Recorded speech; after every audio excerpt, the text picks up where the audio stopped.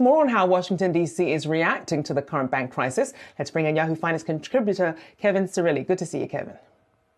Good to see you, too. She's not a fan of Fed Chairman Powell and minced no words there over the weekend on the Sunday shows. But one of my top three things to watch this week as it relates to the banking and financial services sector is that cap, especially for medium and small sized banks. And this could be the one area of bipartisanship that we're seeing from Republicans and Democrats in wake of the last 2 weeks on this particular issue. What she said to meet the press as a result of lifting that threshold was, quote, lifting the FDIC insurance cap is a good move. Now, the question is, where's the right number on lifting it? But recognize that we have to do this because these banks are underregulated. And if we lift the cap, we are requiring or relying even more heavily on the regulators to do their jobs. Now, also speaking out over the Sunday shows was House Financial Services Committee Chairman Patrick McHenry, a Republican, of course,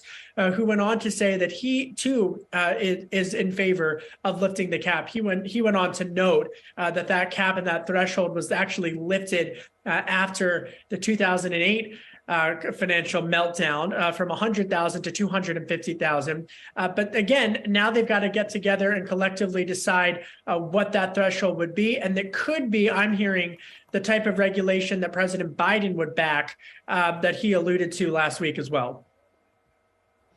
And Kevin, we know that you're also watching China's Xi Jinping visiting Moscow. Yes. Tell us more about that.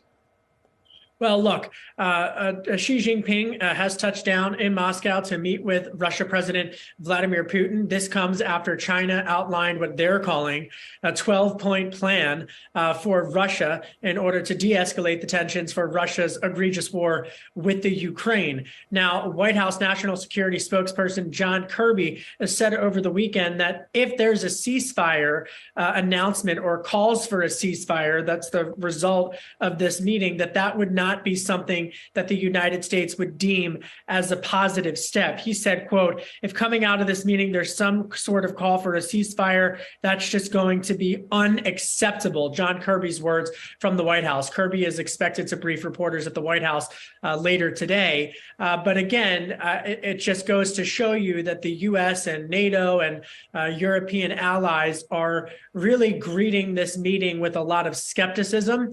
And they're also wondering whether or not China is going to provide any sort of assistance militarily or economically as they have for Russia. And we should note that ICC recently, the international governing body of ICC, recently put out a warrant for Putin's arrest. So a lot moving on the Xi-Putin dynamic with the rest of the world. And speaking of law and politics, you're also watching the drama with former President Donald Trump unfolding, who claims that he's going to be arrested. Yes, over the weekend, former President Donald Trump taking to the ultra-conservative social media platform Truth Social, saying that he's going to be arrested. We don't know, obviously, if that's going to be the case, but it really did invoke January 6th social media posts in which he had urged his supporters to convene and to rally on January 6th. So you've got now, I think, two things. One, Trump could be potentially indicted. We should note that polls have him as the front runner for the 2024 Republican nomination. And this would be, of course, the first time that a former United States president is indicted. This over the Stormy Daniels investigations and the hush money, allegedly, that he had paid to Stormy Daniels. But secondly, what impact does this have on the 2024 race? Trump's running likely against Florida Governor Ron DeSantis, who just came out this morning and kind of poked fun at Trump for the allegations of Stormy Daniels. But what does it have the impact on big money donors who are weighing whether or not to go with Trump again in 2024 and to back his campaign or to choose a different candidate? And that's what we don't know. But Trump, for his part, trying to lure in small dollar donors from his base, he's actually put out a fundraising video, get this, just within the last couple of days, trying to fundraise off of a potential indictment. Goodness, I mean, certainly always an opportunity to be found, at least. Kevin Cirilli there, thank you so much for that update.